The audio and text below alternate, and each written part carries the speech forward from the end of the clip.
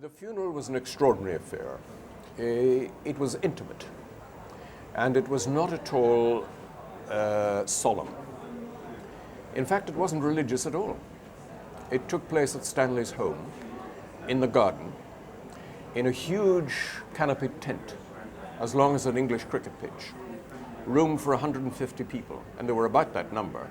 We all sat round in concave chairs.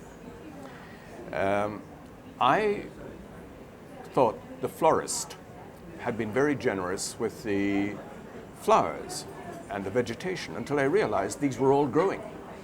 They were growing up through the cover that had been stretched over the lawn. They were actually flower beds. And there was one wonderful tree, a monkey puzzle tree. A monkey puzzle tree is a very symmetrical, geometrical tree, and it was the perfect tree for that kind of an event because it had a Stanley Kubrick composition to it. And behind the tree, I was amazed to see there was an open pit, and I realized this was Stanley's grave. And the coffin was carried in by the grandchildren, and not by the grandchildren, by some of Stanley's acquaintances, and Emilio D'Alessandro, who was his driver and courier and so on, followed afterwards. Tom Cruise also helped carry in the coffin. And then it really went a succession of addresses punctuated by music that was Stanley's favorite music, Rachmaninoff, Schubert, so on. Mostly performed by the grandchildren, who were very good on clarinet and cello, and a friend of theirs played a grand piano that was to one side, and it was very, very affecting. And Jan Harlan opened it with a wonderful address, one of the best things I've ever heard anyone speak about Stanley. And he put everyone in the mood by looking around and saying, I had no idea a week ago that I would be addressing the world's greatest assembly of Stanley Kubrick experts. So we all chuckled, and everyone relaxed.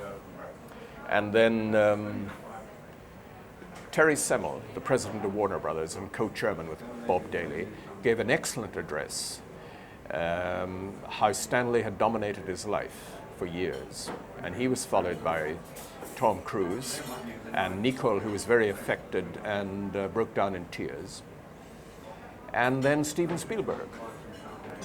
And it took about an hour and 3/4, and then music was played on the piano and the cello, and we all lined up and took one of the red roses from the spray of roses that had been on top of the casket, the coffin, and dropped it into the grave, and took a little pinch of earth from one of the 4 bowls that were at the corner of the coffin and threw it in and said goodbye to Stanley.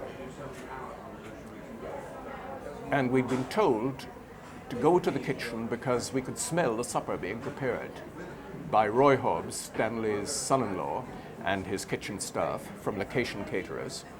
And Spielberg said to me, you know, this is extraordinary. In Beverly Hills, there would have been cops and bodyguards and velvet ropes and VIP enclosures. And he said, here we are, eating supper in an English kitchen. And they told us that at 7:30, we were all to look at the sky. So everyone who was in the conservatory or in the kitchen or outdoors on a fairly chilly March night looked up at the sky, and 3 grandchildren, each one let off a rocket, which illuminated the sky. And then we simply got in our cars and went home. And it was really one of the most intimate and affecting farewells to any friend that I could possibly hope for.